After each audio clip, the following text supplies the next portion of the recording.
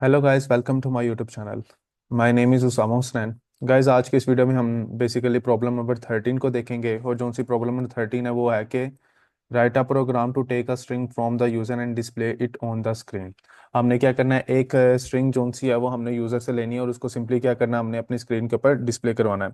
Basically ये जो सी video वो बहुत इंपॉर्टेंट है, तो मैं आप लोगों से ये रिक्वेस्ट करूंगा कि इसको आप लास्ट तक देखें, क्योंकि इसमें हम सोर्स इंडेक्स को देखेंगे, फिर बेसिकली हम बेस रजिस्टर्स को भी देखेंगे, फिर हम डुप्लीकेट का भी कॉन्सेप्ट इसमें देखेंगे। तो ये वीडियो बहुत इंपॉर्टेंट है। चलें वीडियो को हम आगे स्टार्ट करते हैं।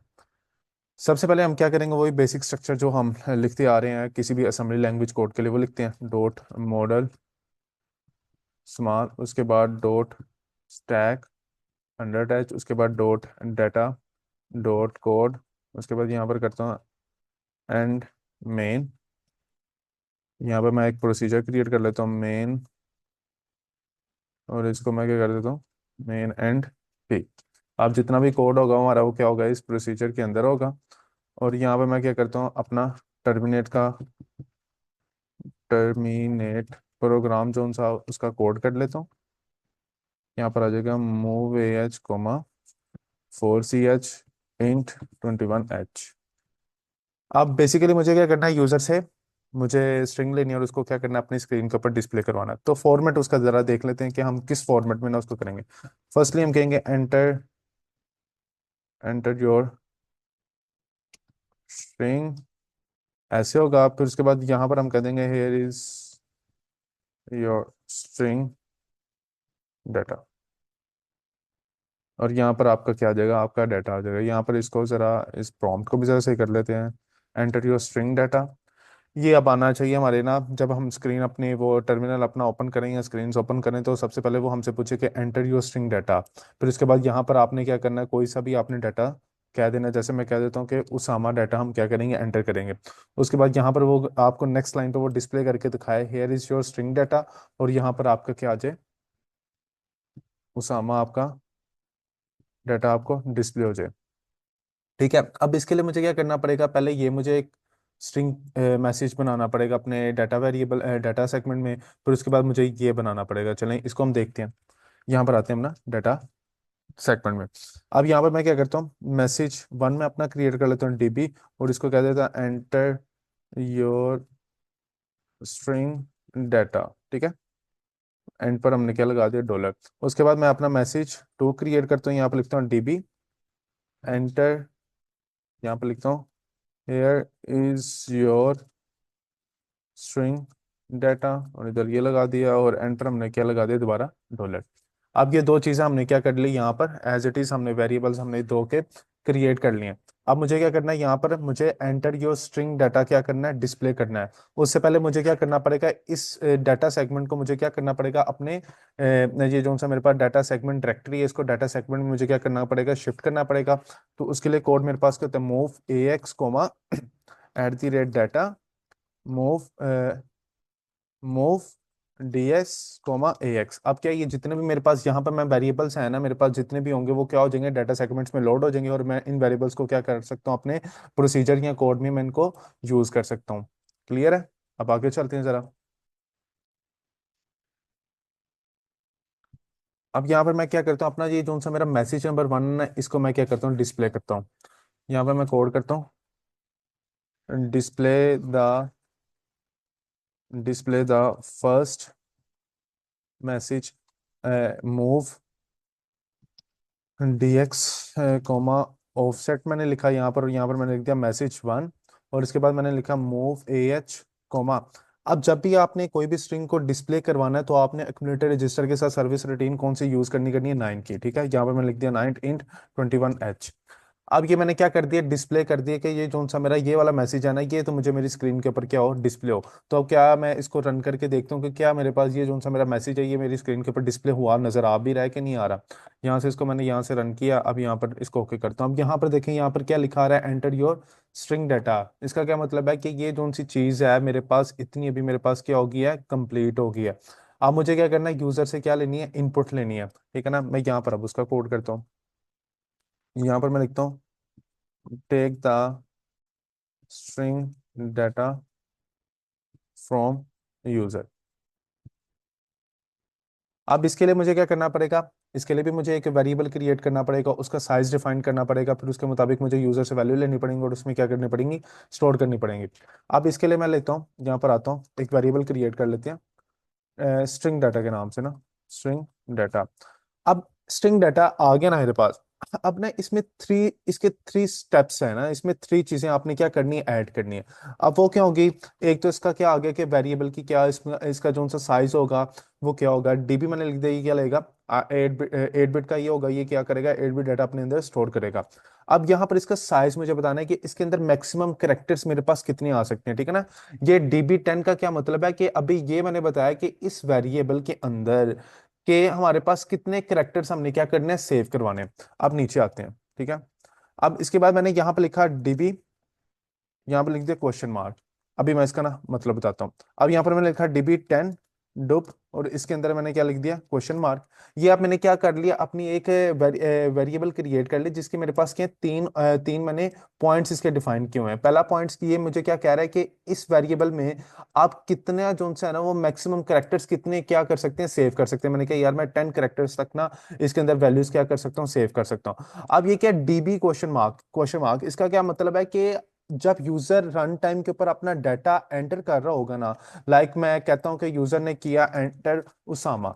अब इसका साइज कितना है, 1 2 3 4 5 है ना, तो 5 इस स्ट्रिंग की जो सी लेंथ होगी ना वो क्या करेगी, यहां पर आके इसके सेकंड पोर्शन पर या इसके सेकंड इंडेक्स के ऊपर आके क्या हो जाएगी, सेव हो जाएगी, ठीक है ना। सॉरी, सेकंड इंडेक्स पर नहीं होगी, ये 1 इंडेक्स पर हो जाएगी, और ये क्या होती है आपकी 0 इंडेक्स पर होती है, और ये आपकी सेकंड इंडेक्स पर क्या होती है, सेव होती है।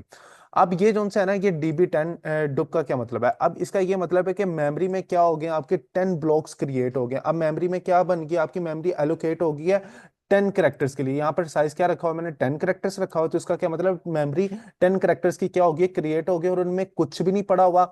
जब तक यूजर उसमें कोई वैल्यू फीड नहीं करेगा उनके अंदर क्या नहीं होगी, वैल्यू स्टोर नहीं होगी। बेसिकली इसका ये मतलब है। क्लियर है, एक दफा फिर मैं आपको बता देता हूँ। ये बेसिकली 0 इंडेक्स की बात बता रहा होता है, ये बता रहा होता है कि आपके मैक्सिमम कैरेक्टर्स कितने होंगे कि जब आप इसके अंदर कोई वैल्यू स्टोर करवाएंगे। तो बेसिकली मैंने क्या बताया हुआ कि इसकी मैक्सिमम कैरेक्टर्स की लेंथ कितनी होगी, 10 की होगी। और यहाँ पर क्वेश्चन मार्क का क्या मतलब है कि जब यूजर रन टाइम के ऊपर कोई स्ट्रिंग एंटर कर रहा होगा तो उसका जो सा लेंथ होगा ना वो आपके फर्स्ट इंडेक्स के ऊपर आके क्या हो जाएगा, सेव हो जाएगा।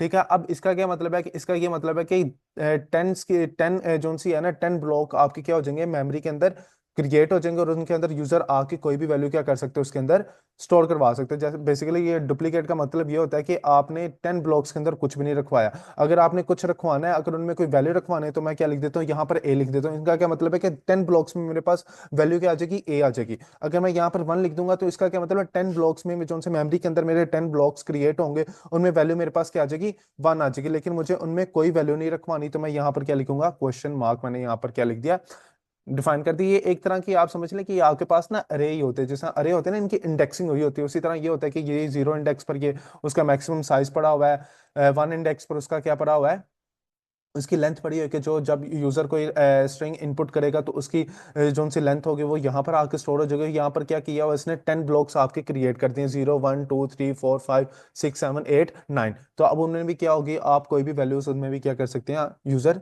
सेव करवा सकता है। अब मुझे क्या करना है, यूजर से क्या लेना है, कोई स्ट्रिंग की वैल्यू लेनी है। अब स्ट्रिंग की वैल्यू लेनी है तो उसके लिए मुझे क्या करना पड़ेगा, यहाँ पर मैं आता हूँ, यहाँ पर मैंने लिखा हुआ है।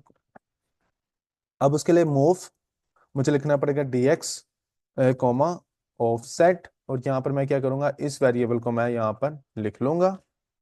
इधर आते हैं, जरा ना इसको थोड़ा सा करीब करके लिख लेते हैं। अब उसके बाद मुझे क्या करना है, मूव AH कोमा। अब जब भी आपने यूजर से कोई वैल्यू लेनी है ना, स्ट्रिंग के लिए कोई भी यूजर से वैल्यू लेनी है, तो आपने हमेशा उसके साथ डेसिमल वैल्यू क्या लिखनी है, आपने 10 की सर्विस रूटीन लिखनी है। और यहाँ पर मैं लिखूंगा इंट 21H। अब इसका क्या मतलब है, यहाँ तक अगर मेरा कोड हो गया ना, तो इसका क्या मतलब है कि मेरा ये पार्ट क्या हो गया, कंप्लीट हो गया। ये पार्ट मेरा क्या कंप्लीट हो गया कि मुझे स्क्रीन के ऊपर सबसे पहले तो ये लिखा हुआ है एंटर योर स्ट्रिंग डाटा, फिर क्वेश्चन मार्क, फिर मैं क्या करूं, उधर अपना नाम मैं उधर फीड करूं, मेरा नाम मुझे उधर डिस्प्ले और विजिबल हो। रन करके देख लेते हैं। रन किया इसको मैंने यहाँ से। अब ये देखो यहाँ पर आ रहा है एंटर योर स्ट्रिंग डाटा। यहाँ पर अब आपका कर्सर जोन सा है ना, ये जोन सा ये क्या कर रहा है, ब्लिंक कर रहा है। इसका क्या मतलब, यहाँ पर कोई आपने इनपुट फीड करनी है। मैंने ये लिखा उसामा। जैसे मैंने उसामा लिखा, अब देखें यहाँ पर मेरे पास क्या आ रहा है, एंटर योर स्ट्रिंग डाटा, और यहाँ पर मेरा जोन सा मैंने यूजर ने अपनी इनपुट दी है वो मेरे पास क्या हो रही है, डिस्प्ले हो रही है। और इसको अब मुझे क्या करना है, यहाँ पर डिस्प्ले करवाना है नेक्स्ट लाइन पर। अब मुझे क्या करना है, ये पार्ट मुझे क्या करना है, ये करना है। अब मेरा ये पार्ट तो कंप्लीट हो गया, अब मुझे क्या करना है, ये पार्ट करना है। इसके लिए मुझे दोबारा यहाँ पर क्या करनी पड़ेगी, ये here is your string data, ये जो सी मेरे सेकंड मैसेज है वो मुझे डिस्प्ले करना पड़ेगा। मैं यहाँ पर आता हूँ, मैं लिखता हूँ डिस्प्ले द सेकंड मैसेज। उसके लिए दोबारा मुझे लिखना पड़ेगा मूव dx कोमा ऑफसेट, यहाँ पर लिख दूंगा मैसेज टू, और यहाँ पर लिखा मैंने मूव एच कोमा 9 आ गया, और यहाँ पर मैंने लिख दिया इन 21h। ठीक है, अब इसका क्या मतलब है, ये चीज मेरे पास आनी चाहिए और मेरा काम यहाँ तक कंप्लीट होना चाहिए मेरे टर्मिनल के ऊपर, जब मैं इसको क्या करूँ, रन करूँ। अब जैसे मैं इसको रन करता हूँ, यहाँ पर मैंने इसको रन किया, अब देखें यहाँ पर वो कह रहा है एंटर योर डाटा, मैंने लिख दिया यार उसामा। अब जैसे मैंने उसामा लिखा ना, अब यहाँ पर क्या आ रहा है, here is your string data, वो उसके साथ आ रहा है। मुझे इसको क्या करना है, नेक्स्ट लाइन पर लेकर आना है।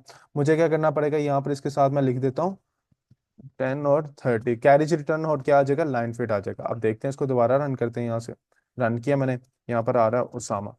अब ये देखें यहाँ पर क्या आ रहा है, हेयर इज जो स्ट्रिंग डाटा, नेक्स्ट लाइन पर आ रहा है, नेक्स्ट लाइन पर आ रहा है। अब मुझे क्या करना है, इसके आगे मुझे अपनी स्ट्रिंग को क्या कर देना, डिस्प्ले कर देना।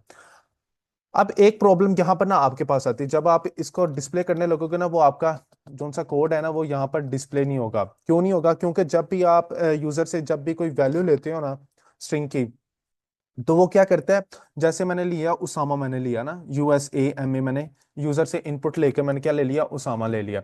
अब आपको मैंने बताया कि जब भी आपके पास स्ट्रिंग आएगी, उसके एंड पर हमेशा क्या आना चाहिए, डॉलर का साइन आना चाहिए। डॉलर का साइन ये कहता है कि ये स्ट्रिंग को कहां तक आपने प्रिंट करवाना है, इस ए तक प्रिंट करवाना है। अब जब मैं यूजर से कोई वैल्यू लेकर, स्ट्रिंग की वैल्यू लेकर मैं वेरिएबल के अंदर सेव करवा रहा हूं, तो अब इसका क्या मतलब है कि उसके एंड पर मेरे पास डॉलर नहीं आ रहा, तो अब मुझे क्या करना है, उसके अंदर डॉलर साइन को ऐड करना है।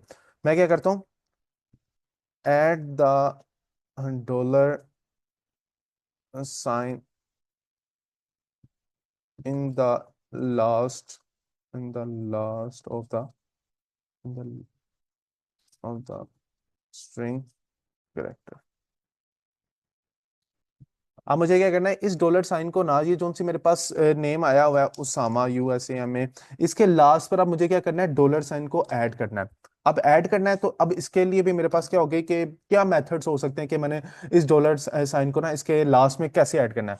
अब फर्स्ट मेरे पास क्या होना चाहिए, मुझे तो इस उसामा का पूरा लेंथ का पता होना चाहिए। वो मुझे कहाँ से पता चल जाएगी, ये मुझे बता देगा कि यार इस ये जो सी आपके पास स्ट्रिंग डाटा है ना, इसकी पास इसका टोटल लेंथ कितनी है, ठीक है ना। उसके बाद मेरे पास क्या होना चाहिए, ये यू का मेरे पास क्या होना चाहिए, स्टार्टिंग जोन सी है ना, इसकी मेमोरी का एड्रेस होना चाहिए ना, कि मेरे पास पॉइंट कर रहा हूँ कि यार मैं अभी जोन सी मेरी मेमोरी है ना, वो इस करेक्टर को क्या कर रही है, पॉइंट कर रही है।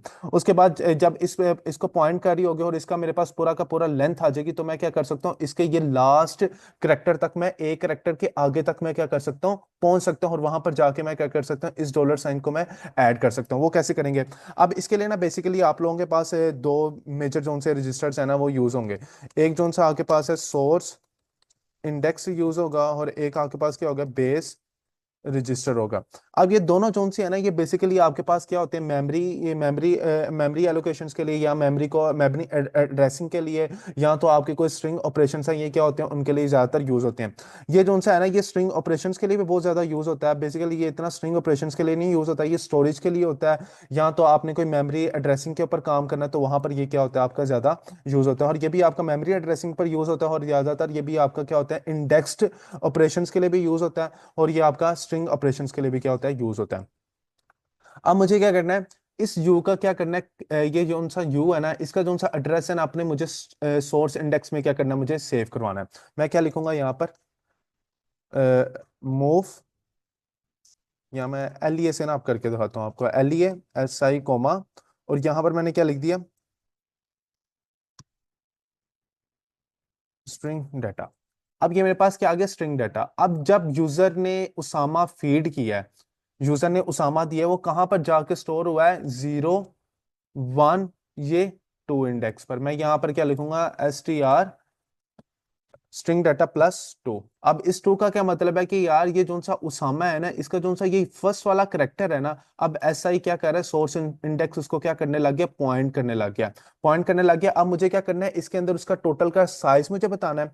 अब मैं क्या वो कैसे लूंगा, साइज मूव CL कोमा मैंने की, या इसमें ना आप कर लें BL लिख लेना, BL कोमा किया मैंने, और इसके अंदर मैंने रखवा दिया, इसका साइज रखवा दिया स्ट्रिंग डाटा +1। ठीक है, अब इसके अंदर मैंने क्या लगा दी, ब्रैकेट्स लगा दी।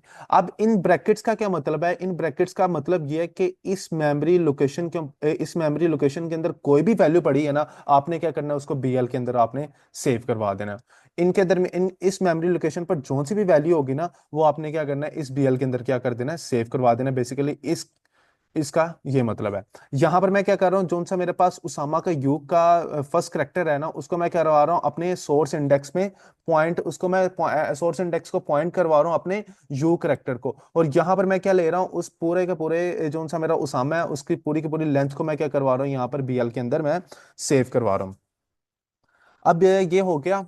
अब मुझे क्या करना है, सिंपली मुझे ऐड SI कोमा BX करना है। अब ये जो सा आपके पास सोर्स इंडेक्स होता है ना, ये बेसिकली आपके पास क्या होता है, 16 बिट का होता है। तो इसके लिए भी मुझे जब भी इसके अंदर अपना एड्रेस का साइज बताना है, उसका साइज बताना है, तो उसका भी कितना होगा मेरे पास, 16 बिट का होगा। ठीक है ना। तो यहाँ पर भी मुझे क्या लिखना है, यहाँ पर BX को मुझे क्या करना है, यूज करना है। अब यहाँ पर मैंने BX लिख दिया। अब BX क्या करेगा, एस आई के अंदर क्या कर देगा, वो 4 को ऐड कर देगा। फॉर एग्जाम्पल के अगर मेरे पास एक मेरे पास उसामा है, अगर इसके साइज क्या मेरे पास 5 है ना, तो क्या करेगा, वो 5 इसके अंदर ऐड कर देगा। और फिर जो सा SI होगा ना, ये जो सा ए होगा ना, इसके लास्ट पर क्या करेगा, इसके लास्ट पर स्पेस क्रिएट करेगा, और यहां पर क्या कर देगा, इस लोकेशन को क्या करने लग जाएगा, ये पॉइंट करने लग जाएगा। अब इसका क्या मतलब हो गया, USAMA से मैं आगे एक और करेक्टर आगे मैं शिफ्ट हो गया हूं, उसके एक और करेक्टर के आगे मैं आ गया हूं, ए के आगे आ गया, जहां पर अब मुझे अपना डॉलर साइन क्या करना है, मुझे अपना ऐड करना है। अब यहां पर मैं क्या करूंगा, मैं क्या करता हूँ, अपने एक्यूमुलेटर रजिस्टर के अंदर डॉलर साइन को ऐड कर लेता हूँ, डॉलर। अब ये यहाँ पर मैंने क्या करवा दिया, AL में मैंने सेव करवा दिया डॉलर को। अब सिंपली मुझे क्या करना है, इसकी मेमोरी लोकेशन को मुझे एक्सेस करना है, और वहां पर मुझे क्या करना है, इस डॉलर साइन को मुझे सेव करवा देना है। यहाँ पर मैं लिखूंगा मूव मूव, यहाँ पर SI लिखा मैंने, और यहाँ पर कोमा डाल के यहाँ पर मैंने AL लिख दिया। अब AL के अंदर क्या पड़ा हुआ था, डॉलर पड़ा हुआ था, इससे इसने इस मेमोरी लोकेशन की वैल्यू को एक्सेस किया, और वहां पर कुछ भी नहीं पड़ा हुआ, तो वहां पर इसने क्या सेव करवा दिया, वहां पर इसने डॉलर सेव करवा दिया। क्लियर है। एक दफा फिर मैं आपको ये चीज मैं बता देता हूँ। यहां से मैंने क्या किया, सिंपली मैंने अपना जो सा मेरे पास यूजर ने उसामा अगर इनपुट किया है, तो उसका जो सा फर्स्ट करेक्टर है ना, तो सोर्स इंडेक्स क्या कर रहा है, इस फर्स्ट करेक्टर को क्या करने लग गया, पॉइंट करने लग गया। अब इसके बाद मैंने क्या किया, यहाँ पर ये जो सा स्ट्रिंग डाटा है, इसका मैंने क्या निकाल लिया, मैंने यहाँ पर लेंथ निकाल लिया। अब मुझे पता है कि यार इसके 1 इंडेक्स पर ना, जब भी यूजर कोई भी डाटा इनपुट करेगा, तो वो क्या करेगा, उसके लेंथ को वहां पर जाके क्या कर देगा, सेव कर देगा। तो सिंपली मैंने क्या किया, ये स्ट्रिंग डाटा +1 मैंने किया, और यहाँ पर ये मैंने ब्रैकेट लगा दिया। इसका क्या मतलब है कि इस मेमोरी लोकेशन के अंदर जो वैल्यू पड़ी है ना, आपने क्या करना है, उसको BL के अंदर मूव करवा देना, उसके अंदर आपने सेव करवा देना।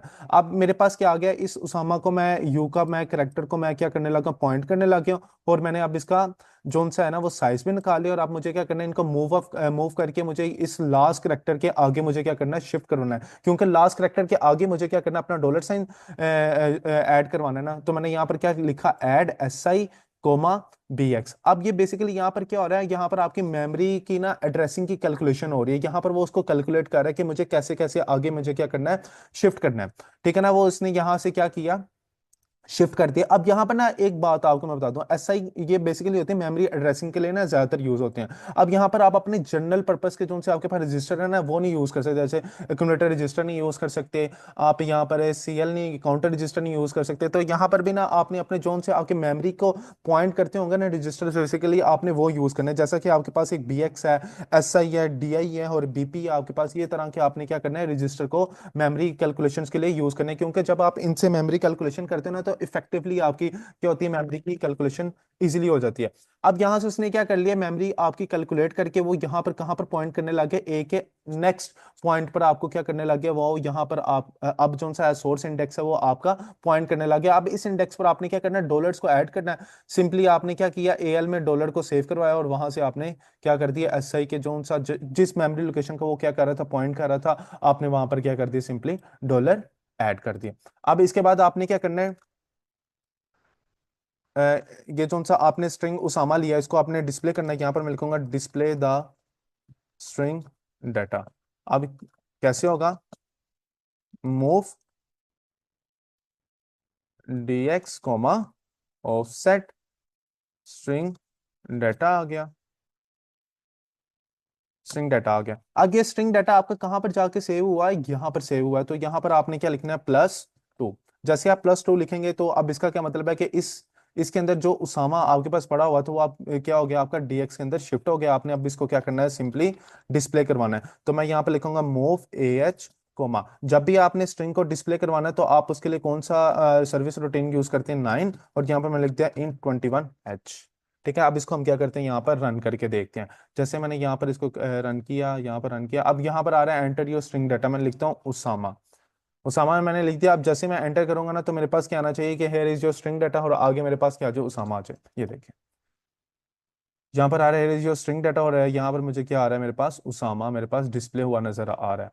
क्लियर है। ये आज का बेसिकली हमारे जोन सा हमारा जोन सी आज की जोन सी वीडियो थी, उसका जोन सा मेन टॉपिक था ना, वो था आपके पास सोर्स इंडेक्स, और आपको पता चल जाए बेस इंडेक्स का पता चल जाए। और ये इसी तरह ना कि अगर आपने एक मेमोरी लोकेशन को कैसे एक्सेस करना है और उसकी जोन सी वैल्यूज हो वो कैसे आपने क्या करनी है, किसी रजिस्टर के अंदर आप लोगों ने सेव करवानी है। और बेसिकली जोन सा आज का हमारा प्रोग्राम था वही बड़ा ज़रा इंपॉर्टेंट प्रोग्राम है, क्योंकि आप जितने भी आगे हमारे प्रोग्राम्स हुआ करेंगे वो बेसिकली क्या कर रहे होंगे, आपके स्ट्रिंग के ऊपर काम करेंगे, कैसे आपने यूजर से स्ट्रिंग लेनी है और उनको कैसे आपने मैनिपुलेट करना है और कैसे आप लोगों ने उसको यूज करना है। तो मेरी आप लोगों से एक ये रिक्वेस्ट है, इस वीडियो को लाजमी आप समझें। अगर इसमें कोई भी प्रॉब्लम आती तो आप कमेंट सेक्शन में मुझे आप टैग कर सकते हैं, मैं वहां पर आके आपको बकायदा कमेंट का आंसर भी करूंगा।